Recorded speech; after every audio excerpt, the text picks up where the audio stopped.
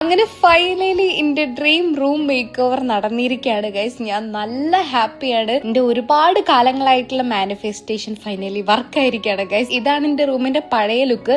ഈ റൂമിൽ പ്രത്യേകിച്ച് കാര്യമായിട്ടൊന്നുമില്ല. പിന്നെ ഈ വാള് മൊത്തം നല്ല അലമ്പായിരുന്നു. അതുകൊണ്ട് അതൊന്ന് പെയിന്റ് അടിക്കുന്നതിന് മുന്നുള്ള വീഡിയോ ആണ് കേട്ടോ. അത് പെയിന്റ് അടിച്ചതിന് ശേഷം വീഡിയോ എടുക്കാൻ മറന്നുപോയി. പിന്നെ ഞങ്ങൾ എല്ലാരും കൂടെ റൂം മേക്ക് ഓവർ ഒക്കെ ചെയ്യാൻ തുടങ്ങി. എല്ലാരും കൂടെ ഈ റൂം സെറ്റ് ചെയ്യുന്നത് നല്ല രസമായിരുന്നു കേട്ടോ.